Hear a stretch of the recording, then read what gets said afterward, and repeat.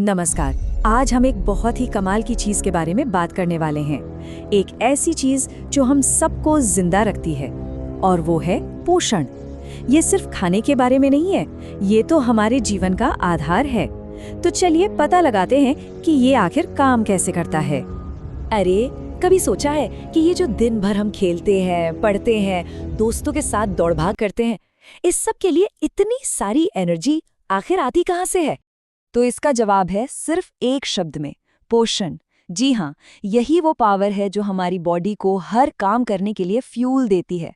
तो चलो, अब समझते हैं कि ये पोषण आखिर है क्या। मतलब, जब हम ये शब्द बोलते हैं तो इसका असल में मतलब क्या होता है और ये हमारे लिए इतना जरूरी क्यों है?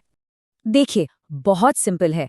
पोषण एक प्रोसेस है, मतलब वो तरीका जिससे कोई भी जीव, चाहे वो हम हो या कोई पौधा, खाने को अपने अंदर लेता है और फिर उस खाने का इस्तेमाल अपनी बॉडी को चलाने, उसे बड़ा करने और ठीक-ठाक रखने के लिए करता है। बस दो बातें याद रखिए, भोजन लेना और उसका इस्तेमाल करना। तो हमारे शरीर को पोषण चाहिए ही क्यों? असल में दो मेन वजह हैं। पहली, एनर्जी के लिए। बिल्कुल वैसे ही जैसे किसी फोन को चलाने के लिए बैटरी चाहिए, हमारी बॉडी को भी दौड़ने, पढ़ने, सोचने, हर काम के लिए एनर्जी चाहिए। और दूसरी वजह है शरीर की मरम्मत। जब हमें चोट लग जाती है या हमारी बॉडी के सेल्स पुराने हो जाते हैं, तो उन्हें ठीक करने और नए बनाने का काम भी यही पोषण करता है। अब एक मजेदार बात बताता हूँ।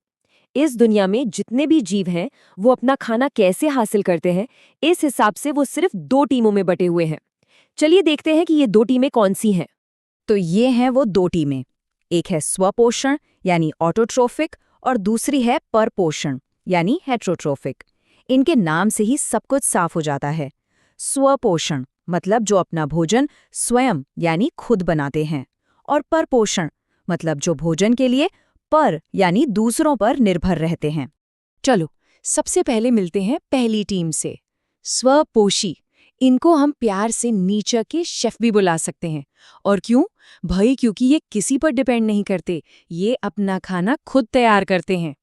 ये जो शब्द है ना, स्वपोषी, ये दो हिस्सों से बना है। स्व मतलब खुद, और पोषी मतलब पोषण करने वाला। तो स्वपोषी वो जीव हैं जो अपना भोजन खुद बना लेते हैं। और इसका सबसे बढ़िया एग्जाम्पल क्या है? हमारे चारों तरफ मौजूद सारे हरे पौधे। और ये पौधे अपना खाना बनाते कैसे हैं? इस प्रोसेस का एक खास नाम है प्रकाश संश्लेषण।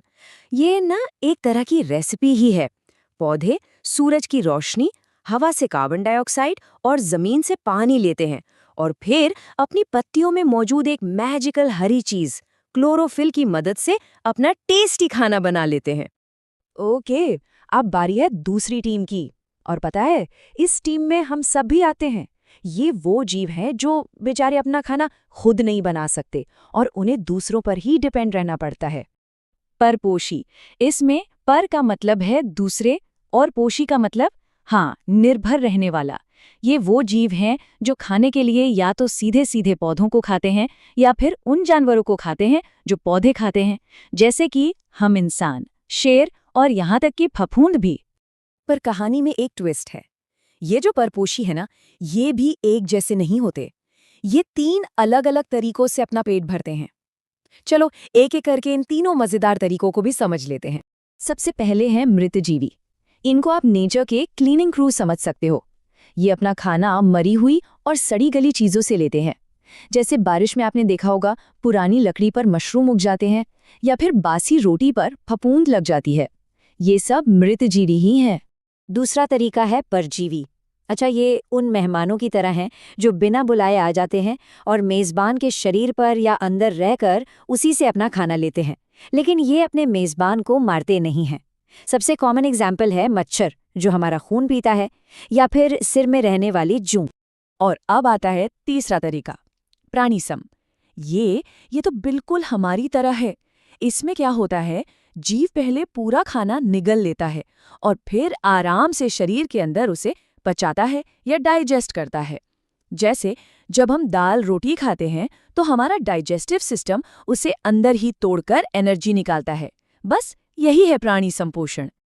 तो अब जब हम दोनों टीमों और उनके तरीकों को समझ गए हैं, तो चलो अब फटाफट से देख लेते हैं कि इन दोनों में मेन अंतर क्या क्या है, ताकि कोई कंफ्यूजन ना रहे।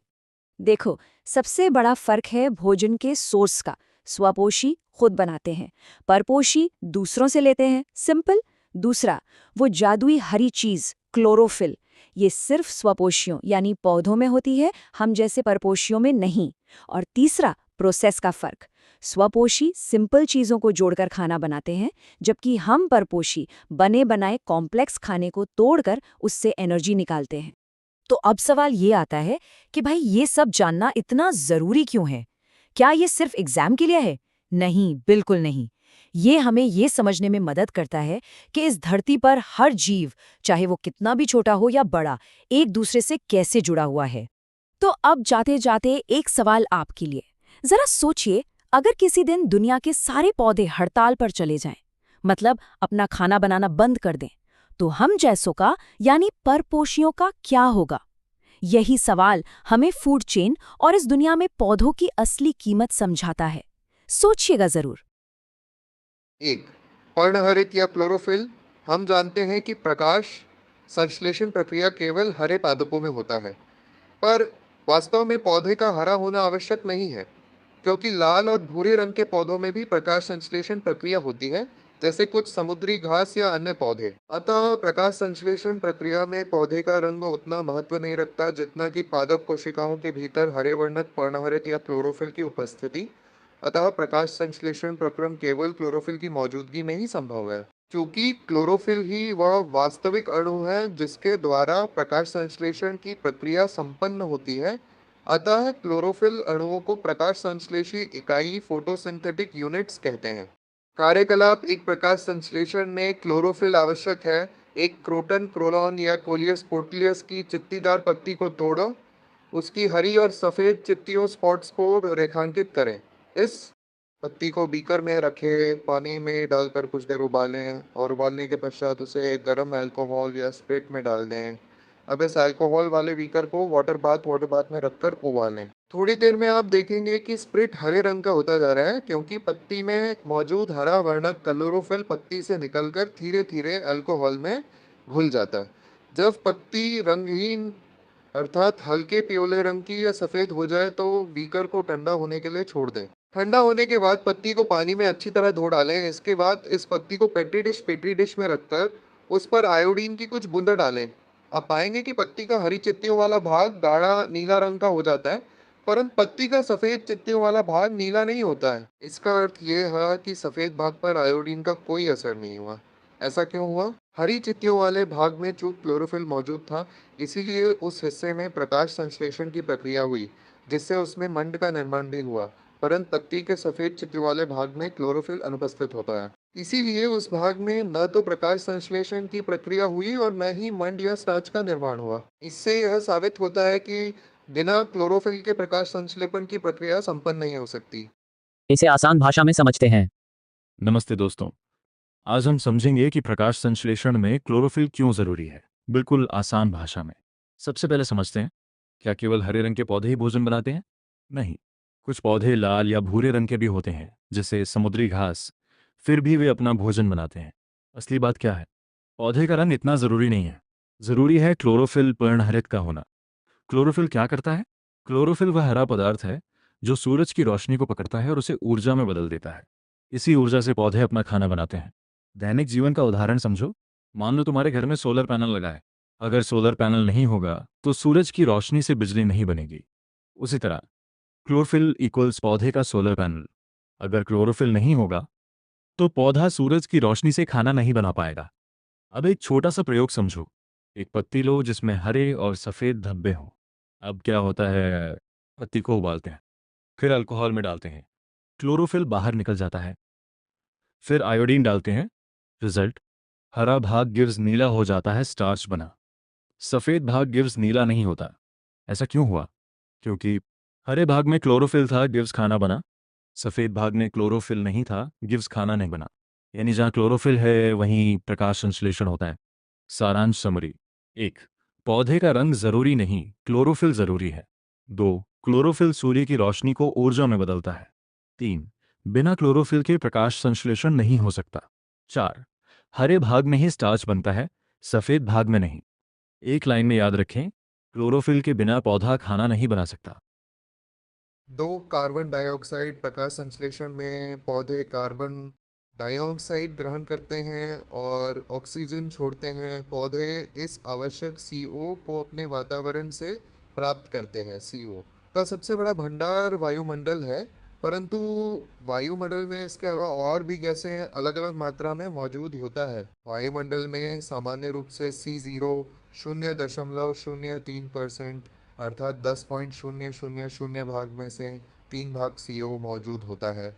इसके अलावा लकड़ी, कोयले, ईंधनों के जलने से, जीवाणुओं के द्वारा अपघटन डिकम्पोजिशन से, श्वसन क्रिया आदि से CO वायुमंडल में मुक्त होता है। कार्यकलाप दो लंबी प्रकाश संश्लेषण के लिए CO आवश्यक है। एक पत्ती वाले पौधे को जो गमले में लगा हो 2 दिनों तक अंधेरे में रख दें। इससे इस पौधे में प्रकाश संश्लेषण की प्रक्रिया नहीं हो पाएगी और पत्तियों में स्टार्च नहीं बनेगा। अब एक चौड़े मुंह की बोतल में थोड़ा सा कास्टिक पोटाश के OH का सार घोल ले लें। बोतल के कॉर्क को बीचों बीच काटकर 2 टुकड़ों में बांट दें और टुकड़ों के बीच पत्ती को इस प्रकार दबाकर डालें कि पत्ती का आधा भाग बोतल के अंदर हो और पत्ती का आधा भाग बोतल से बाहर। उपकरण को कुछ घंटों के लिए सूर्य की रोशनी में छोड़ दें। करीबन 4 घंटों के बाद पत्ती को बोतल से बाहर निकालकर तोड़ लें एवं स्टार्च की मौजूदगी की जांच करें। इसके लिए पत्ती को अल्कोहल में थोड़ी देर तक उबाल लें। जब पत्ती रंगीन हो जाए तब इसे पानी से धोकर आयोडीन के घोल में इबा दें। आप पाएंगे कि पत्ती का वह भाग जो बोतल के बाहर था गाढ़े नीले रंग का हो जाता है तथा जो भाग अंदर था वो हल्के पीले रंग का हो जाता है। इसका कारण यह है कि आयोडीन स्टार्च को नीला कर देता है। पत्ती का वो भाग जो बोतल के अंदर था नीला नहीं होगा, क्योंकि पोटाश का घोल कार्बन डाइऑक्साइड को सोख लेता है, जिससे पत्ती के भीतरी भाग में स्टार्च नहीं बन पाता है। इस प्रयोग से यह साबित होता है कि प्रकाश संश्लेषण के लिए कार्बन डाइऑक्साइड आवश्यक है। अब इस पैराग्राफ को आसान भाषा में समझते हैं। नमस्ते दोस्तों, आज हम समझेंगे कि प्रकाश संश्लेषण के लिए कार्बन डाइऑक्साइड क्यों जरूरी है, बिल्कुल आसान भाषा में। सबसे पहले समझते हैं, पौधे अपना भोजन बनाने के लिए कार्बन डाइऑक्साइड CO2 लेते हैं और ऑक्सीजन O2 छोड़ते हैं। यह CO2 उन्हें कहाँ से मिलती है? पौधे इसे हवा वायुमंडल से लेते हैं। हालांकि हवा में CO2 बहुत कम मात्रा में होती है, लेकिन वही थोड़ी सी मात्रा भी पौधों के लिए बहुत ज़रूरी होती है। दैनिक जीवन का उदाहरण समझो। मान लो तुम चाय बना रहे हो। अगर चाय बनाने के लिए पानी है, दूध है, चीनी है, लेकिन चाय पत्ती नहीं है, तो क्या चाय बनेगी? नहीं। उसी तरह पौधे के लिए CO2 इक्वल्स चाय पत्ती। अगर CO2 नहीं होगी तो पौधा भोजन नहीं बना पाएगा। अब एक आसान प्रयोग समझते हैं। एक गमले वाला पौधा लेते हैं और उसे 2 दिन अंधेरे में रखते हैं। इससे पौधे में स्टार्च भोजन खत्म हो जाता है। अब क्या करते हैं? एक बोतल में के OH पोटाश का घोल लेते हैं। पत्ती का आधा हिस्सा बोतल के अंदर और आधा बाहर रखते हैं। इसे धूप में रख देते हैं। ध्यान दो, एक OH अंदर की CO2 को सोख लेता है। कुछ समय बाद क्या होता है? पत्ती को निकालकर आयोडीन से टेस्ट करते हैं। रिजल्ट, बाहर वाला भाग गिव्स नीला स्टार्च बना, अंदर वाला भाग गिव्स नीला नहीं स्टार्च नहीं बना। ऐसा क्यों हुआ? क्योंकि बाहर वाले हिस्से को CO2 मिली गिव्स भोजन बना, अंदर वाले हिस्से को CO2 नहीं मिली गिव्स भोजन नहीं बना। यानी बिना CO2 के प्रकाश संश्लेषण नहीं हो सकता। सारांश समरी: 1. पौधे CO2 लेकर अपना भोजन बनाते हैं। 2. CO2 हवा से प्राप्त होती है। 3. अगर CO2 नहीं होगी तो पौधा भोजन नहीं बना पाएगा। 4. प्रयोग से साबित होता है कि CO2 प्रकाश संश्लेषण के लिए जरूरी है। एक लाइन में याद रखें, कार्बन डाइऑक्साइड के बिना पौधे खाना नहीं बना सकते। 3. जल पौधे अपने भोजन का अधिकतर भाग जल से प्राप्त करते हैं तथा जल के ही कारण उनमें वृद्धि होती है। प्रकाश संश्लेषण के लिए यह एक अनिवार्य घटक है। किसी एक सरल प्रयोग द्वारा जल की अनिवार्यता को दर्शाना कठिन है। नियमित रूप से अगर पौधों को जल न मिले तो वे मर जाते हैं, लेकिन यह अन्य कारणों से भी हो सकता है। इसीलिए किसान अपने खेतों में लगी फसलों की नियमित सिंचाई करते हैं। यह इसीलिए आवश्यक है कि प्रकाश संश्लेषण के लिए पौधों को नियमित रूप से जल उपलब्ध हो। पौधे अपनी जड़ों द्वारा भूमि से जल और साथ साथ उसमें घुले खनिज लवणों, नाइट्रोजन, फास्फोरस, कैल्शियम, मैग्नीशियम, लोहा आदि के यौगिकों अवशोषण करते हैं। नाइट्रोजन से प्रोटीन एवं अन्य यौगिकों का संश्लेषण होता है। जड़ों द्वारा ग्रहण किया गया जल जाइलम ऊतकों जाइलम टिश्यूज द्वारा पौधों के विभिन्न भागों एवं पत्तियों में पहुंचता है, जहां प्रकाश संश्लेषण की प्रक्रिया में इसका उपयोग होता है। जलीय पौधे पानी एवं लवणों का अवशोषण अपने बाहरी हिस्से से आसानी से कर लेते हैं। इस पैराग्राफ को आसान भाषा में समझते हैं। प्रकाश संश्लेषण के लिए जल वाटर क्यों जरूरी है? बिल्कुल आसान भाषा में। सबसे पहले समझते हैं, पौधे अपने भोजन बनाने के लिए जल पानी का उपयोग करते हैं। जल सिर्फ पीने के लिए नहीं होता, बल्कि ये पौधों की वृद्धि, ग्रोथ और भोजन बनाने, फोटोसिंथेसिस दोनों के लिए जरूरी है। दैनिक जीवन का उदाहरण समझो। मान लो तुम आटा गूंथ रहे हो। अगर तुम्हारे पास आटा है लेकिन पानी नहीं है, तो क्या तुम रोटी बना पाओगे? नहीं। उसी तरह पौधे के लिए जल इक्वल्स आटा गूंथने का पानी। बिना पानी के पौधा अपना भोजन नहीं बना सकता। पौधे पानी कहाँ से लेते हैं? पौधे अपनी जड़ों, रूट से, मिट्टी से पानी लेते हैं। इसके साथ ही वे मिट्टी से खनिज, लवण, मिनरल्स भी लेते हैं, जैसे नाइट्रोजन, फॉस्फोरस, कैल्शियम, मैग्नीशियम, लोहा। ये सभी पौधे के विकास के लिए बहुत जरूरी हैं। पानी पौधे में कैसे पहुंचता है? जड़ों से लिया गया पानी जाइलम जाइलम नाम की नलियों के द्वारा पत्तियों तक पहुंचता है। पत्तियों में ही प्रकाश संश्लेषण की प्रक्रिया होती है। जलीय पौधों का क्या होता है? जो पौधे पानी में रहते हैं, जैसे जल पौधे, वे सीधे अपने पूरे शरीर से पानी और खनिज ले लेते हैं, इसलिए उन्हें अलग से जड़ों पर निर्भर नहीं रहना पड़ता। महत्वपूर्ण बात, अगर पौधों को समय समय पर पानी नहीं मिलेगा तो वे सूख कर मर सकते हैं। यही कारण है कि किसान अपने खेतों की नियमित सिंचाई, इरिगेशन करते हैं। सारांश समरी: 1. जल प्रकाश संश्लेषण के लिए जरूरी है। 2. पौधे जड़ों से पानी और खनिज लवण लेते हैं। 3. जाइलम के द्वारा पानी पत्तियों तक पहुंचता है। 4. बिना पानी के पौधे भोजन नहीं बना सकते और सूख जाते हैं। 5. इसलिए पौधों को नियमित पानी देना जरूरी है। एक लाइन में याद रखें, जल के बिना पौधे जीवित नहीं रह सकते और भोजन भी नहीं बना सकते। 4. सूर्य प्रकाश प्रयोग द्वारा यह साबित हुआ कि हरे पौधे केवल सूर्य के प्रकाश में ही कार्बन डाइऑक्साइड को शुद्ध करते हैं। अंधेरे डार्क में प्रकाश संश्लेषण की प्रक्रिया संपन्न नहीं हो सकती है, क्योंकि सूर्य की रोशनी ही इस प्रक्रिया के लिए आवश्यक ऊर्जा प्रदान करती है। हरित पौधों में पाए जाने वाले हरितलवकों में मौजूद क्लोरोफिल ही सूर्य प्रकाश में मौजूद सौर ऊर्जा, सोलर एनर्जी या विकिरण ऊर्जा, रेडिएंट एनर्जी को ट्रैप या विपाश कर सकते हैं एवं उसे रासायनिक ऊर्जा में बदलकर संश्लेषित ग्लूकोज के अणुओं में इसका समावेश करते हैं। अब इसे आसान भाषा में समझते हैं। प्रकाश संश्लेषण के लिए सूर्य का प्रकाश क्यों जरूरी है? बिल्कुल आसान भाषा में। सबसे पहले समझते हैं, पौधे अपना भोजन बनाने के लिए सूर्य के प्रकाश, सनलाइट का उपयोग करते हैं। बिना सूर्य के प्रकाश संश्लेषण की प्रक्रिया नहीं हो सकती। दैनिक जीवन का उदाहरण समझो। मान लो तुम्हारे पास मोबाइल है। अगर मोबाइल में बैटरी ही नहीं है तो क्या मोबाइल चलेगा? नहीं। उसी तरह पौधे के लिए सूर्य का प्रकाश इक्वल्स बैटरी की ऊर्जा। अगर सूर्य का प्रकाश नहीं होगा तो पौधा भोजन नहीं बना पाएगा। पौधे सूर्य की रोशनी का क्या करते हैं? पौधों की पत्तियों में क्लोरोफिल हरा पदार्थ होता है। ये क्लोरोफिल सूर्य की रोशनी को पकड़ता है और उसे ऊर्जा, एनर्जी में बदल देता है। आसान भाषा में समझो, सूर्य की रोशनी इक्वल्स ऊर्जा का स्रोत, क्लोरोफिल इक्वल्स ऊर्जा पकड़ने वाला, पौधा इक्वल्स खाना बनाने वाली मशीन। क्लोरोफिल सूर्य की ऊर्जा को रासायनिक ऊर्जा, केमिकल एनर्जी में बदल देता है और इसी से ग्लूकोज भोजन बनता है। अंधेरे में क्या होता है? अगर पौधे को अंधेरे में रख दिया जाए तो वह भोजन नहीं बना पाएगा, क्योंकि उसे ऊर्जा, सूर्य का प्रकाश नहीं मिलेगी। सारांश समरी: 1. सूर्य का प्रकाश प्रकाश संश्लेषण के लिए जरूरी है। 2. क्लोरोफिल सूर्य की ऊर्जा को पकड़ता है। 3. ये ऊर्जा रासायनिक ऊर्जा में बदलकर भोजन बनाती है। 4. अंधेरे में प्रकाश संश्लेषण नहीं होता। एक लाइन में याद रखें, सूर्य का प्रकाश पौधों के लिए ऊर्जा का मुख्य स्रोत है। प्रकाश संश्लेषण की क्रियाविधि। प्रकाश संश्लेषण की जटिल क्रिया में हरे पौधे विकिरण ऊर्जा को रासायनिक ऊर्जा में परिवर्तित करते हैं। जब सूर्य का प्रकाश हरी पत्तियों पर पड़ता है तब क्लोरोफिल विकिरण ऊर्जा का अवशोषण करता है तथा इस ऊर्जा द्वारा हरी पत्तियों में उपस्थित जल दो भागों अर्थात हाइड्रोजन और ऑक्सीजन में विभक्त हो जाता है। इनमें ऑक्सीजन स्टोमाटा द्वारा बाहर निकलकर वायुमंडल में मिल जाता है। हाइड्रोजन कार्बन डाइऑक्साइड से मिलकर ग्लूकोज बनाता है। प्रकाश संश्लेषण की पूर्ण क्रियाविधि में प्रकाश की आवश्यकता नहीं पड़ती, लेकिन प्रकाश जल को विभक्त करने में यानी जल का प्रकाशिक अपघटन, फोटोलाइसिस ऑफ वाटर के लिए आवश्यक है। प्रकाश संश्लेषण के इस प्रथम चरण को प्रकाश अभिक्रिया, लाइट रिएक्शन कहते हैं। इसके बाद की प्रतिक्रिया, जिसमें प्रकाश अभिक्रिया के उत्पाद, प्रोडक्ट्स ऑफ लाइट रिएक्शन का CO के अपचयन में काम आता है और जिसके फलस्वरूप ग्लूकोज बनता है, प्रकाश तथा अंधकार में के समान रूप से रहता है। प्रकाश संश्लेषण इस द्वितीय चरण को अप्रकाशिक अभिक्रिया डार्क रिएक्शन कहते हैं। यह चरण अप्रकाशिक अभिक्रिया इसलिए नहीं कहलाता क्योंकि यह अंधकार में होता है या इसमें प्रकाश की अनुपस्थिति आवश्यक है। अपित प्रकाश होने या न होने का इस पर कोई प्रभाव नहीं पड़ता।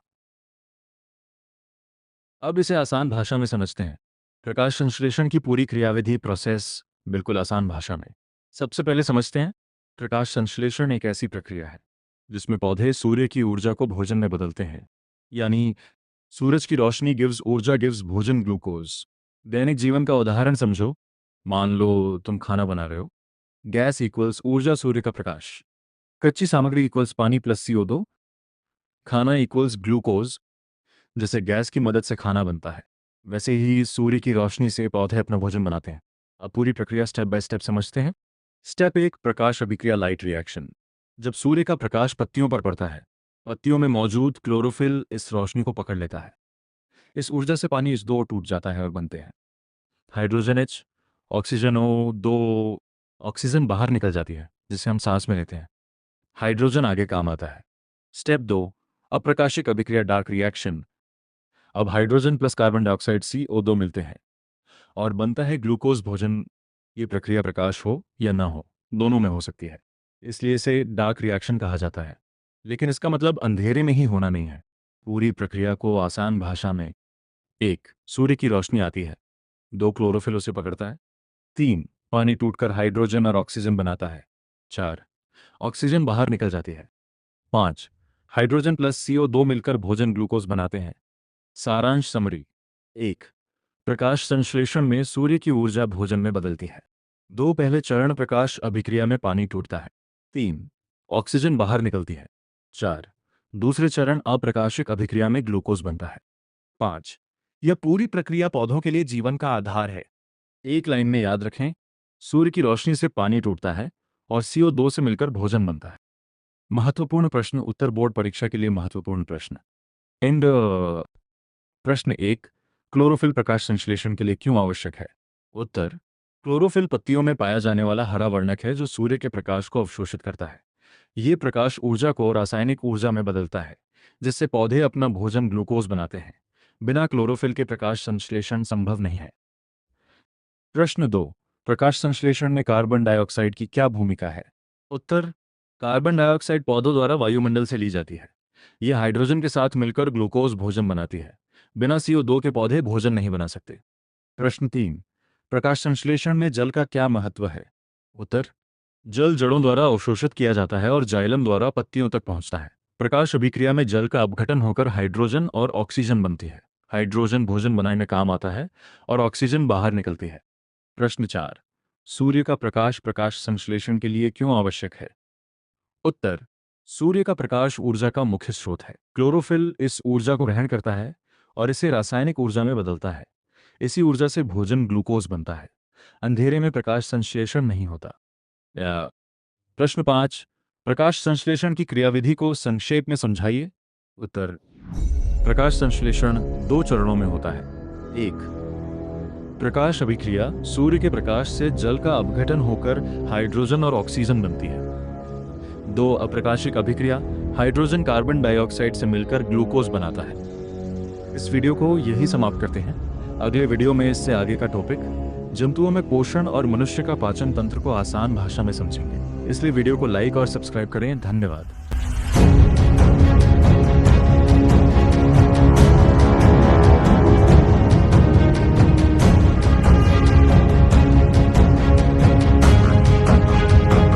यदि आपको ये वीडियो पसंद आए तो वीडियो को लाइक और सब्सक्राइब जरूर करें।